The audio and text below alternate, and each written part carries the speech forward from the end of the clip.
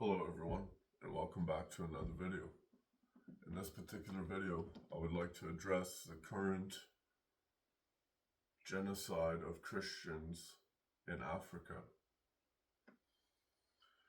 Now you see, we might, to a certain degree, see a lot of people angry towards Christians.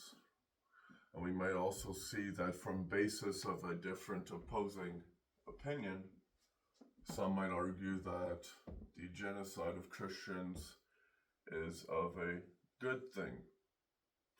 And some might argue that this is a genocide, such as I will.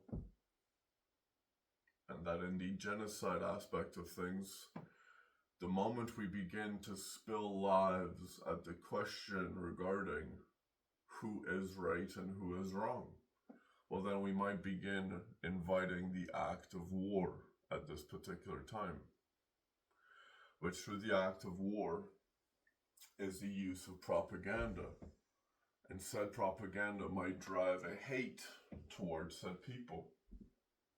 And we might see this occur such as the repetitiveness of news,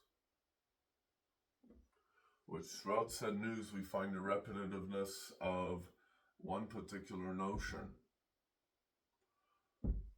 that in the past, white men had slaves. Simply based off of that statement, that based off of the past, that white men had slaves. Now, does pursuing a justice in today's time necessarily create a justice, or does it create a vengeance? If one were to look at the persecution of Christians within Europe and within Africa, you would see now that there's actually a history regarding a genocide of Christians. We would see a genocide of Christians in Armenia through the Ottoman Empire, where 1.5 million Christians were slaughtered. And now we enter into today's African genocide of Christians, where over 3 million Christians have been slaughtered to this present day within a short period of span of time, which has started in late 2025. We see said genocide occur, and up to this day, from late 2025, there have been 3 million Christians that have been slaughtered. Now, what might be a Christian? One would argue that a Christian might be a person of faith, and regardless of how said faith is expressed, they technically stem from the idea of pursuing a virtue, which if one were to specifically pursue a virtue in life, you would find that there is a harder path. And in said harder path, you might find that in your own predicament of self, and the idea of expulsing goodness into the world, one must realize that you also eradicate the darkness. And in eradicating said darkness, we become blind to our own light. Now, in the basis of opposing opinions, when is it ever right to slaughter a human life as a result of an exchange of opinions, which base off of a disagreement or a previous argument being brought up in a method to gain control over the present? If we keep inviting the past into the present, we will find that we are always taking a step backwards as a society, and we are no longer moving forward. And so let's take a step backwards and begin moving forward in a direction where we no longer see the slaughtering of groups of individuals simply based off of a differing opinion. Now, where might we see the rise of genocide towards religious groups? Some might argue that the Christian faith has caused a lot of evil within said world. But has any culture done any different? And the idea of Christian faith is also the idea of creating an example. An example that which, if you are of said nature, this is what will occur to you. And now we see the rise of the genocide of the Christian,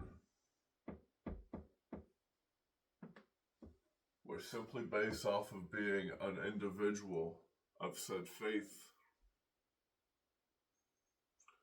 you can be slaughtered if you are in Africa currently. Why might that be a problem?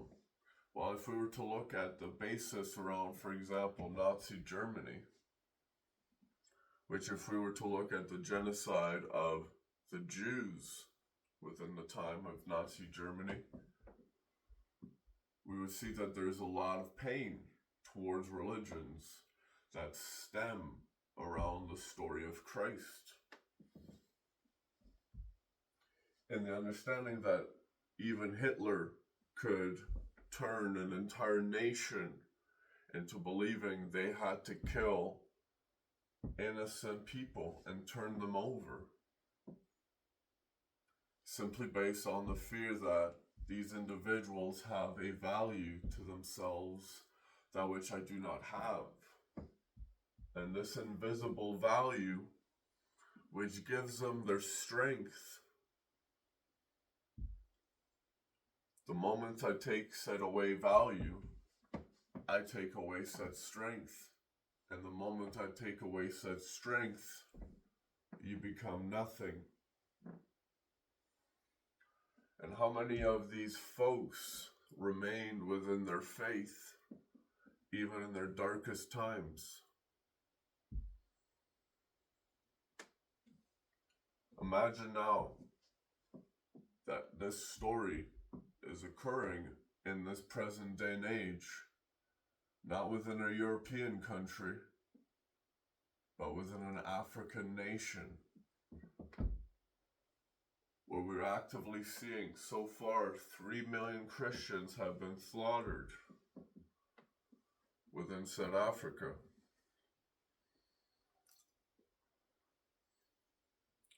If we begin slaughtering one particular religion based off of the idea of being given a value, an invisible thing, which gives you great strength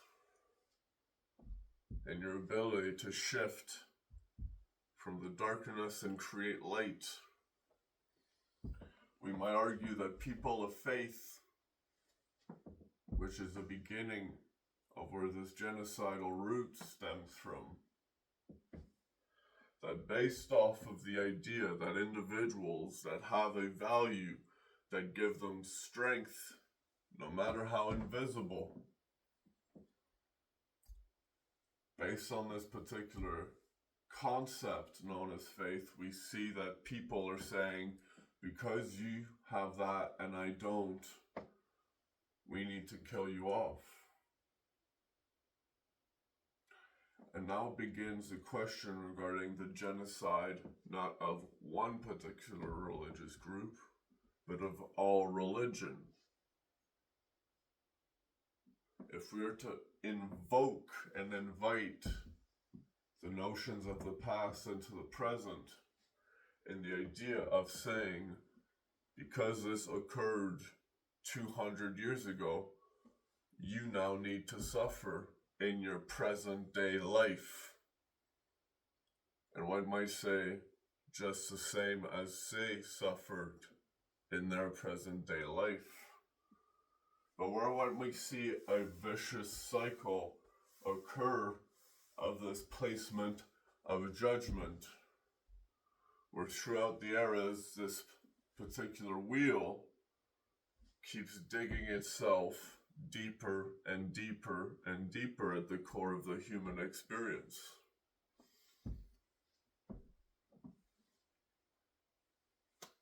I am a man. I have sinned much to gain very little. And this particular statement could be said about all walks of man. In order to gain very much, our greed, how much are you willing to sin in order to achieve very little?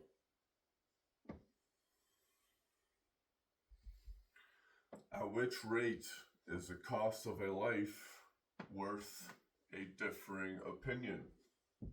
Well, we might say that we see this in wars,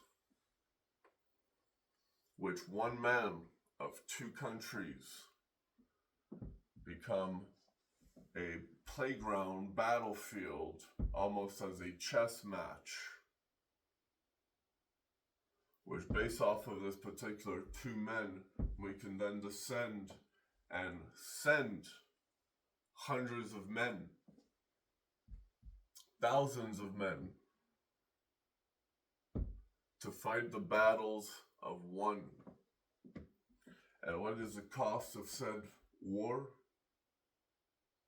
The rate at which we consume human life.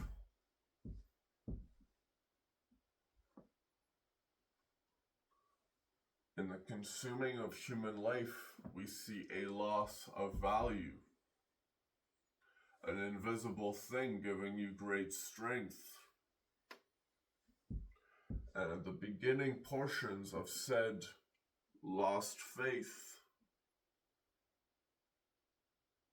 if you yourself lost your faith in yourself, and they have not lost their faith in themselves, why should they get to have that, meanwhile you don't? Well, that could be a question on both parts, according to the perspective at which we choose to look at this particular question from. Are you that selfish that based around the idea that you didn't get to have that in your life, nobody else should get to have that particular thing either? Or because you experience that thing, everybody should experience that thing? Which, if that be the case, we would see a rather dark turn take place within said world. Everyone stems of the same thing, but each a different story of their own. And in the difference of stories arises a different way each individual learns to pick up their own cross. And I would argue that based on this particular standpoint, I've carried my cross. Why should I have to carry yours too on my back at the same time?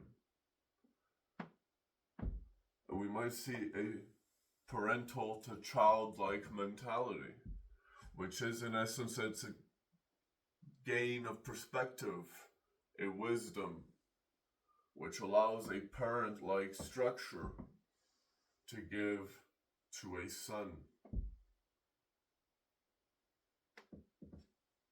And said son is now meant to die simply based on having a little bit of faith, giving him an invisible strength, that which allows him to move forward in life where you yourself were not able to. And in the reversal of the perspective, one could argue there has been good and there's been evil on both sides. The rate at which we perceive said evil dictates the rate at which we dispense and dispose and consume of human lives. known as war.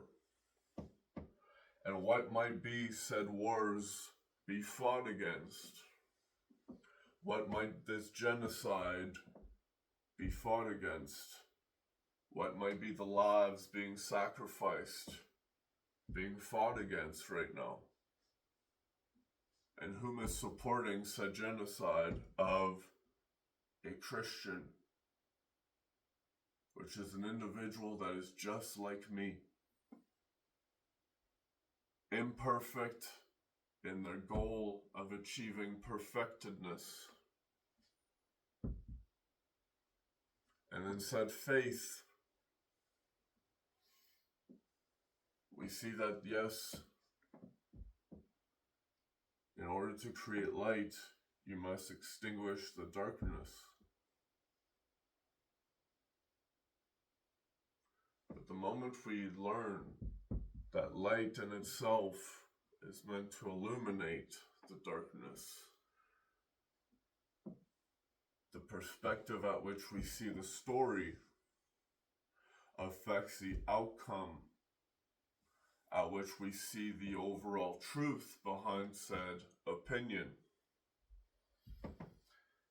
And in the knowing that there are people just like me of this exact same experience, which is of faith, which is something invisible, giving you strength to move forward where others themselves could not move forward. Where might we see a shift begin, and where might we see the beginning portions of faith being restored within said world? How can we punish others simply by having an opposing opinion? How can we punish others simply for having a little faith? Well, you would find that is in the act of the single individual, the ego. Within said ego, we would find that this ego claims to cling on to predicaments. And the moment we cling on to things of the past that had no value or impact directly to you in this present day and age, it had, however, affected the lineage that which you come from. And you stand at said particular lineage now with said particular burden. And so, to the world, rather than killing each other off based on having a little faith, which is the idea of having strength, something invisible, giving you the ability to keep moving forward.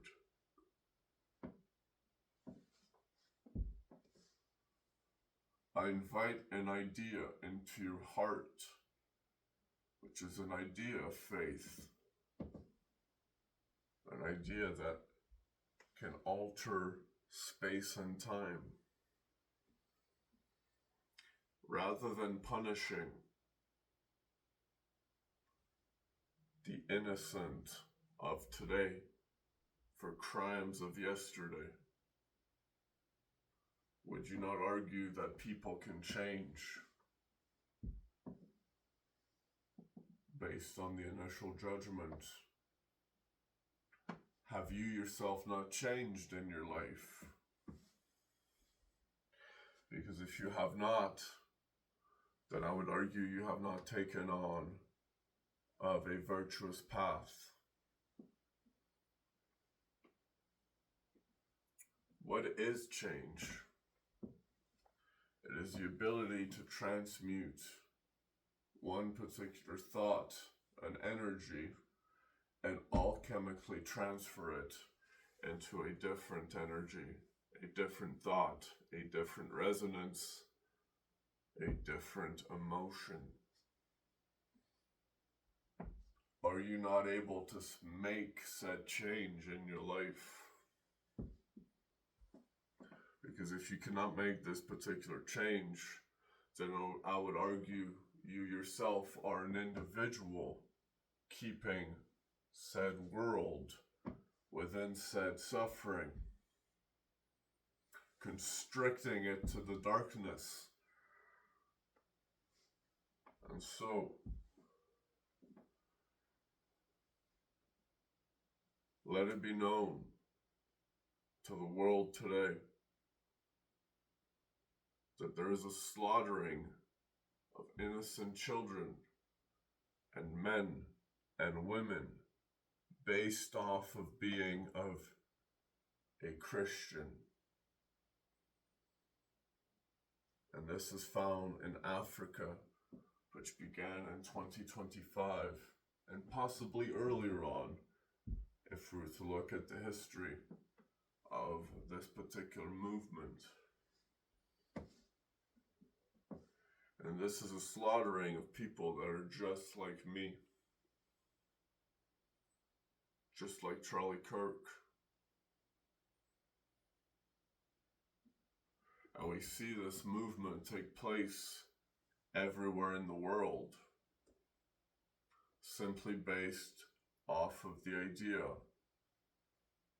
that because you had faith, something invisible, giving you strength in your ability to move forward, we then see the rise of individuals saying, I didn't have that, and you don't get to have that either.